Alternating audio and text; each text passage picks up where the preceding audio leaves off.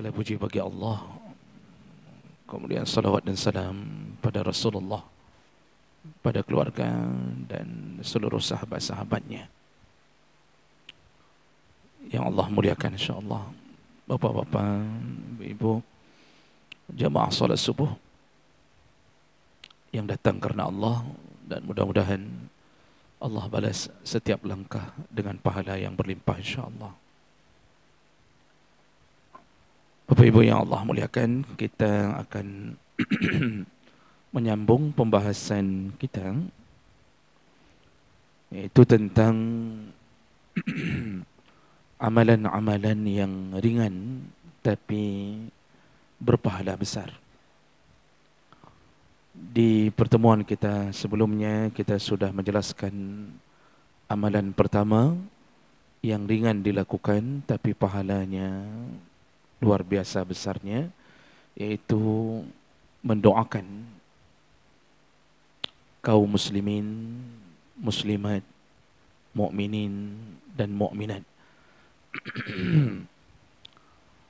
Mendoakan saudara yang seiman, walaupun mereka tidak tahu, walaupun mereka tidak sadar sedang kita doakan, tapi seluruh doa yang kita sampaikan kepada semua mereka dengan jumlah yang tidak terbatas, maka doa itu disahut oleh malaikat. Amin walaka bimislin. Semoga Allah kabulkan dan engkau pun mendapatkan sama seperti yang engkau doakan.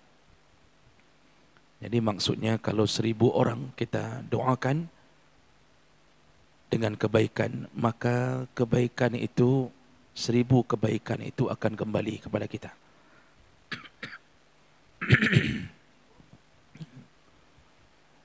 Ada 10 juta orang kita doakan, maka semua kebaikan 10 juta orang itu akan kembali kepada kita. Nah, ini yang perlu sering-sering dibiasakan, yaitu mendoakan kaum muslimin dan muslimat. Maka doa itu hendaknya dijadikan doa yang umum, dijadikan doa yang umum. Itu lebih baik.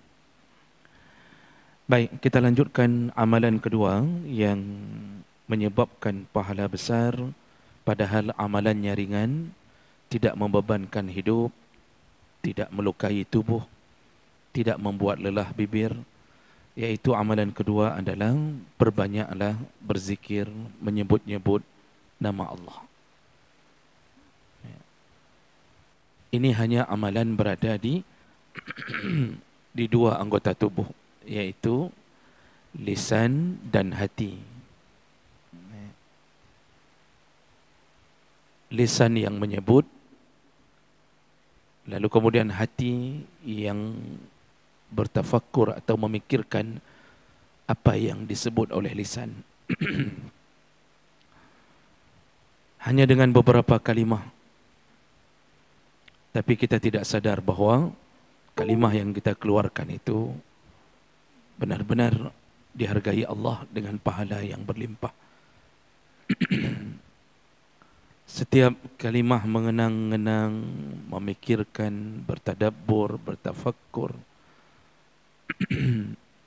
itu semua adalah bahagian daripada memuji-muji Allah, dan Allah senang sekali dengan hamba yang memujinya. Senang sekali. Senangnya Allah bukan karena Allah butuh pujian, karena Allah tidak butuh pujian. Allah sudah maha tinggi, maha kaya, maha segala-gala. Allah tidak butuh pujian kita. Jadi kenapa Allah senang sekali kalau hamba menyebut-nyebut, menyanjung-nyanjung dirinya? Itu cuma karena dengan begitu kita telah menyatakan diri kita bahawa kita hamba, akulah hamba, engkaulah Tuhan. Bagi Allah sudah cukup.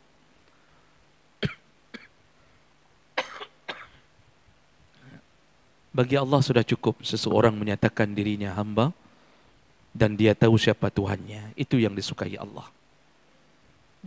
Jadi bahasa kedanya saya kata pero ke menteng bahawa iro ke hamba long Tuhannya kasih bagi Allah. Karena Allah tidak membutuhkan apa-apa dari kita. Di dunia saja apa? Kita ini kalau berhadapan dengan orang yang super kaya, maka dengan hanya menyanjung-nyanjungnya saja, hanya dengan pegaharon ke iron lah yang palingnya, paling jih, kita hanya menyanjung-nyanjungnya mengatakan engkau lah, kalau tidak ada engkau mungkin Lok Semawe ini tidak ada yang buat begini. Kita sanjung-sanjung saja Pak. Yang sekali sanjung kita pulang dengan 500,000, 1 juta, padahal tidak kerja apa-apa. Dia senang sekali asal sudah kita sanjung, apalagi kita sanjung di depan umum. Itu senang sekali, berapa puluh juta keluar pun tak peduli. Itu baru manusia yang tiada harta, tiada daya dan tiada upaya. Dia butuh sanjungan kita, tapi hatinya luluh ketika mendengarkan sanjungan. Allah tidak butuh sanjungan kita, tapi Allah cuma ingin tahu engkau merasa dirimu hamba atau tidak. Maka hamba itu menyanjung-nyanjung tuannya. Hamba itu menyanjung-nyanjung Allah. Maka setiap kalimat yang dikeluarkan hamba berbentuk-bentuk pujian kepada Allah dalam berbagai model, maka dia telah dihargai Allah dengan penghargaan yang banyak. Ini amalannya ringan sekali, sambil duduk. Allazina yazkurunallaha qiyama, sambil berdiri, wa qu'udan, sambil duduk, wa ala junubihim, sambil berbaring, semua diterima Allah. Kita berdiri menunggu bus, terucap kalimah-kalimah mau nyanjung Allah, itu pun dihargai Allah. Kita sambil duduk, mungkin kita tidak harus di masjid, kita duduk, kita sebut-sebut nama Allah, Allah hargai. Kita sambil berbaring pun Allah hargai. Nah Bapak Ibu yang Allah muliakan, begitu dahsyatnya amalan zikir. Makanya salah satu yang amalan ringan tapi besar pahalanya adalah zikir. Sebagai contoh, ini beberapa hadis Nabi yang sahih menyebutkan begitu dahsyatnya pahala zikir. Hadis yang pertama, An Abi Hurairah radhiyallahu anhu qala Rasulullah sallallahu alaihi wasallam, Rasulullah berkata, la an aqul subhanallah walhamdulillah wa la ilaha illallah wallahu akbar. Kata Rasulullah, ketika aku mengucapkan subhanallah, yaitu maha suci Allah, walhamdulillah, segala puji bagi Allah, wa la ilaha illallah, tiada Tuhan selain Allah, wallahu akbar, dan Allah maha besar. Apa yang terjadi? Ahabbu ilayya mimma tala'an alaihi syam. Kalimah tadi lebih kucintai dan lebih dicintai Allah daripada terbitnya matahari. Bapak Ibu, kita hari-hari menunggu matahari terbit. Dan saking besarnya manfaat matahari terbit, dia menjadi salah satu sumber kehidupan manusia. Orang menunggu. Hari-hari berputar, itu karena disebabkan perputaran matahari. Muncullah siang. Lalu ketika dia terbenam, muncullah malam. Dan kita mulai beramal di dalamnya. Kata Rasulullah, yang lebih kusukai daripada menunggu matahari terbit, atau yang terkena sinarnya, karena semua kita ini mendapatkan manfaat daripada matahari. Semua mendapatkan manfaat, tumbuhan, hewan. Tapi sungguh manfaat itu kalah kemuliaannya dengan sebutan subhanallah walhamdulillah wa la ilaha illallah wallahu akbar. Jadi bayangkan manfaat dari seluruh dunia yang diberikan oleh matahari itu kalah dengan kalimah yang kita sebutkan tadi. Ini hadis riwayat Muslim. Bayangkan Bapak Ibu yang Allah muliakan. Makanya ada orang-orang yang hari ini dia tidak menyadari bahawa selayaknya mulai dari matahari terbit sampai kembali terbit, seharusnya dia memperbanyak kalimah ini. Ini baru satu model. Dalam hadis yang lain dari juga Abu Hurairah radhiyallahu anhu,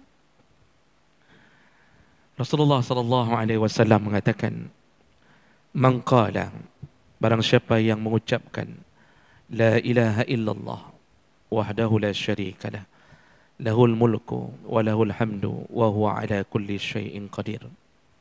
Jadi siapa yang mengucapkan kalimat ini fi yaumin mi'ata marrah, kalau dia ucapkan dalam sehari 100 kali, kanat lahu adlu ashri riqab, maka pahalanya seperti membebaskan 10 budak. Wa kutibat lahu mi'atu hasanah, selain daripada itu Allah tambahkan lagi, apa dia? Dicatatkan pahala untuknya 100 kebaikan. Wa muhiyat anhu mi'ata sayyi'ah, lalu dihapuskan oleh Allah 100 keburukannya. 100 keburukannya dihapuskan Allah. Wa kanat lahu hirzan minasyaitan yaumahu zalik, lalu Allah jamin dia tidak akan mampu diperdayakan oleh syaitan di hari itu. Di hari dia ucapkan kalimah tadi 100 kali, dia tidak akan mampu dijatuhkan, diajak, diperangkap, dijebak dengan maksiat oleh syaitan manapun, tidak akan mampu. Hatta yumsi, kalau dia ucapkan pagi, maka terus diberikan Allah pahala-pahala kebaikan itu sampai datangnya petang. Nanti kalau dia ucapkan petang, terus Allah sambung lagi sampai datangnya pagi. Walam ya'ti ahadun afdal mimma ja'a bihi illa ahadun amila aksar min zalik. Lalu Nabi sambung, tidak ada orang yang bisa melebihi amal itu, iaitu mengucapkan kalimah tadi 100 kali. Tidak ada yang bisa melebihinya, kecuali orang-orang yang mengucapkannya lebih daripada 100 kali. Jadi baru bisa dikalahkan amal itu kalau ada yang mengucapkannya 150 kali, 200 kali. Lalu kemudian Nabi sambung, wa man qala subhanallah wa bihamdihi, dan barang siapa yang mengucapkan subhanallah wa bihamdihi fi yaumin mi'ata marrah, subhanallah wa bihamdihi, kalau diucapkan dalam sehari 100 kali, maka huttat khatayahu walau kanat zabadal bahar, Allah hapuskan semua dosa-dosanya walaupun sebanyak buih di lautan. Jemaah melakukan Allah, ini hadis sahih riwayat Muslim, riwayat Bukhari Muslim. Bayangkan hanya dengan ucapan la ilaha illallah wahdahu la syarika lah, lahul mulku wa lahul hamdu yuhyi wa yumiit wa huwa ala kulli syai'in qadir 100 kali. Tapi Masya Allah, 10 budak, itu satu budaknya berapa? Jual beli budak di masa lalu, Bapak Ibu yang Allah muliakan, itu lagi harga motor je no. Seperti harga mobil hari ini, Pak. Budak itu. Ini kalau Bapak punya expander Pajero, nah itu harga budak. Tergantung kalau budaknya berkualitas, masih kuat, sanggup kerja, itu lebih mahal. Karena budak dulu diperjualbelikan, itu diletakkan harga di dadanya. Jadi orang pilih, lihat tangan, lihat tulangnya. Ini harga budak itu ratusan juta. 100 kali la ilaha illallah wahdahu la syarika lah, dan seterusnya tadi diucapkan dalam sehari, maka dia seperti mendapatkan pahala membebaskan 10 budak. Berarti seperti kita menghabiskan dana untuk bersedekah, iaitu sekitar, kalau anggaplah 300 juta per budak, maka kita dapat sekitar berapa kali 10, Pak? 3M. Betul 3M, Pak? Bayangkan dalam sehari, subhanallah. Orang tak sadar, ini hadis riwayat Bukhari Muslim, Pak. Orang tak mau, orang lebih galak apa, empep-pep. Jadi kalimah-kalimah yang baik ini tak diucapkan. Padahal Nabi sudah memberitahu rahasia-rahasia yang diberikan Allah.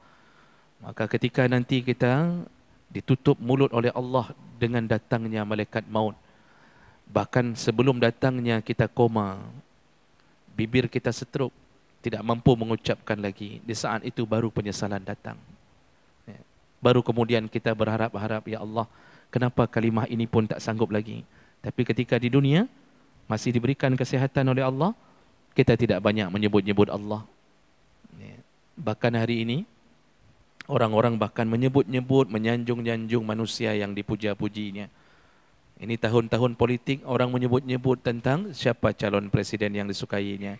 Tapi Allah yang maha sempurna, Allah yang menyelamatkan kita, dia tidak pernah puji.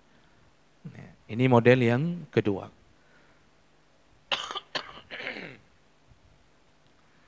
Di antara contoh yang ketiga, Rasulullah mengatakan, ini hadis dari Abu Malik Al-Haris Al-Ash'ari radhiyallahu anhu qala, qala Rasulullah sallallahu alaihi wasallam, Rasulullah berkata, at-tahuru syatrul iman. Bersuci itu adalah bahagian atau setengah daripada iman. Ini hadis yang benarnya, bahawa at-tahur, bersuci adalah bahagian daripada iman. Maksudnya tidak sah salat tanpa bersuci, tidak sah ibadah tanpa bersuci. Jadi kalau bapa ditanya orang, mana hadis tentang kebersihan bahagian daripada iman, tidak ada, Pak. Itu kita sudah mengalami kesalahan ketika mengira kalimat an-nadhafatu minal iman kita anggap hadis. Tidak ada hadis yang berbunyi begitu. Tidak ada hadis yang berbunyi kebersihan adalah sebahagian daripada iman. Tapi ini lebih kepada sebuah ungkapan. Menyonayangkan hadisnya hadis-hadis palsu dan tidak ditemukan, Pak. Di dalam kitab hadis-hadis palsu pun tidak ditemukan. Saking palsunya, di dalam kitab kumpulan hadis palsu pun tidak ditemukan. Jadi itu bukan bunyi hadis. Walaupun maknanya benar, yang ada adalah kalimat ini, at-tahuru syatrul iman. Bersuci itu bahagian daripada iman. Di urung katanya hana tak cek, yang penting nak dengar ada ustaz tu bilang, ada tengku tu bilang, tahambur laju, ada hadis Nabi an-nadhafatu minal iman. Kita tak pernah ngecek itu hadis atau bukan. Itu bukan hadis. Itu hanya ungkapan, kemudian dianggap hadis oleh orang yang tidak mengetahuinya. Lalu kemudian Rasulullah sambung, walhamdulillah tamla'ul mizan. Ketahuilah, kata Rasulullah, kalimat alhamdulillah memenuhi timbangan. Ini janji Nabi, Pak.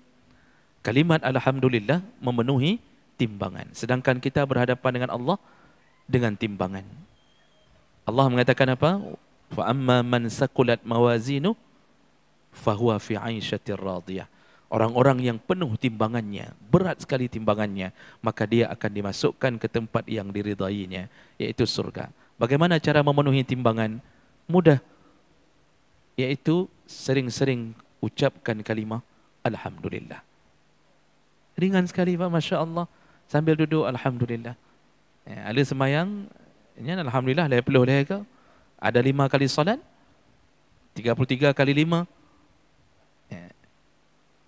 Itu berapa banyak sudah timbangan dipenuhi dengan kalimah alhamdulillah. Makanya Allah Subhanahu Wa Taala senang hamba habis makan alhamdulillah. Habis mengalami suatu musibah lalu dia terhindar, dia ucapkan alhamdulillah. Segala puji bagi Allah, segala puji bagi Allah. Masya Allah, kalimah itu memenuhi timbangan kita. Ini yang orang kadang-kadang tidak mau menyibukkan dirinya dengan perkataan ini. Lalu Nabi sambung, wa subhanallah walhamdulillah tamla'ani ma baina as-sama' wal ard. Kalau engkau mengucapkan subhanallah walhamdulillah, dua kalimah zikir ini, maka beratnya, pahalanya memenuhi langit dan bumi. Memenuhi langit dan bumi. Ini yang ke Nabi, Pak. Dan ini hadis sahih riwayat Muslim yang tidak ada bantahan. Nabi tak pernah berbohong. Maka kalimat ini subhanallah wa bi walhamdulillah memenuhi langit dan bumi. Bayangkan betapa besarnya penghargaan Allah di atas zikir-zikir ini. Jadi jamaah melakukan Allah Subhanahu Wa Taala banyak sekali. Nanti dalam hadis yang lain kata Rasulullah, kalimatani khafifatani ala lisan. Ada dua kalimat yang ringan di bibir. Saqilatani fil mizan, tapi berat sekali di timbangan. Apa dia? Yaitu subhanallah wa bihamdih subhanallahil azim. Itu berat sekali di timbangan. Kemudian dalam hadis yang lain, Rasulullah sallallahu alaihi wasallam mengatakan kepada sahabatnya Sa'ad bin Abi Waqqas, kata Rasulullah, ayu ajizu ahadukum ayyaksiba min kulli yaumin alfa hasanah? Sanggupkah kalian setiap hari mendapatkan 1000 kebaikan? Fasa'alahu sa'il min julasahi kaifa yaksib alfa hasanah? Bagaimana kami bisa mendapat 1000 kebaikan dalam sehari ya Rasulullah? Qala yusabbihu min mi'ata tasbihah fayaktub lahu alfa hasanah atau yahudda anhu alfa khati'ah. Ucapkanlah setiap hari, ucapkanlah setiap hari 100 kali tasbih, maka Allah berikan engkau 1000 kebaikan dan dihapuskan dosamu 1000 dosa kecil. Ini hadis riwayat Muslim. Dalam hadis yang lain, kalimah subhanallah wa bihamdih ghurisat lahu naqlah fil jannah. Barang siapa yang di dalam dunianya dia mengucapkan kalimah subhanallah wa bihamdih, satu kali dia ucap, satu pohon kurma Allah tumbuhkan di surga. Satu dia ucap, satu pohon kurma. Maka kita ucap subhanallah bihamdih. Kaiti mau hamba kurma apa di surga. Ini hadis dengan derajat hasan dari Tirmizi. Maka Bapak Ibu yang Allah muliakan, maka orang kadang-kadang hari ini bercocok tanam di sawahnya. Dia perlu bibit. Setelah itu dia perlu terjun langsung ke tanah yang becek. Lalu dia tanamkan. Lalu kemudian tidak ada jaminan tumbuh. Sekali diberi banjir oleh Allah habis segala-gala. Atau tidak diberikan hujan lalu keringlah dia. Atau ada yang gagal panen hanya gara-gara urusan terlambat kasih pupuk. Macam model pak usaha kita berbulan-bulan belum tentu mendapatkan hasil. Tapi dengan kalimah subhanallah wa bihamdih, satu kalimah, tidak perlu tanam kurma, tidak perlu cari bibitnya, tidak perlu siram, cukup kalimah itu, maka dia menjadi kapling kebun kita di surga Allah. Maka orang yang sering berzikir, begitu masuk surga, Allah nampakkan ini kebunmu. Dari mana tumbuhnya? Dari zikir-zikir kalimah subhanallah wa bihamdih. Ini semua hadis-hadis yang kuat. Jadi jemaah melakukan Allah, dari banyak sekali. Dari kita tidak sebutkan karena tidak cukup waktu saking banyaknya kemuliaan orang berzikir. Tapi intinya adalah jangan lewatkan bibir kita dengan sesuatu yang tidak bermanfaat. Perbanyaklah menyebut-nyebut Allah. Kita ini kadang-kadang tidak terbiasa bibir dengan menyebut Allah karena tidak terbiasakan dari kecil. Kita lalu menganggap remeh kalimah-kalimah yang ringan. Padahal dia berat sekali di timbangan. Cuma Allah tak nampakkan di dunia. Karena kalau Allah berikan di dunia, tak cukup tempat kita untuk menampung pahala zikir kita. Pak kena berdua. Kalau seandainya kita ucap sekali, subhanallah, walhamdulillah, wala ilaha illallah, wallahu akbar, diberikan pahala. Seperti membebaskan 10 budak tadi. Satu budak 300 juta, berarti 10 budak 3M. Di mana kita mau taruh? Kalau setiap hari kita ucapkan itu, diberikan ini, diberikan itu, garasi kita cuma cukup untuk satu Suprafit dengan satu NMAX. Tak cukup. Mau beli kebun di mana untuk meletakkan gudang pahala kita? Maka Allah tak berikan di dunia. Hana gebi. Tapi yakinlah Allah tidak akan melanggar janji. Maka salah satu orang yang paling banyak keselamatan di akhirat adalah orang yang sering berzikir di dunia. Maka jemaah melakukan Allah, jangan bosan-bosan berzikir kapanpun, dimanapun. Ucapkanlah nama Allah, pujilah, kemudian berikanlah yang terbaik kepada keluarga kita dengan mengajarkan zikir-zikir ini insyaAllah. Demikian, mudah-mudahan bermanfaat. Subhanakallahumma bihamdik, asyhadu an la ilaha illa anta, astaghfiruka wa atubu ilaih. Wassalamualaikum warahmatullahi wabarakatuh.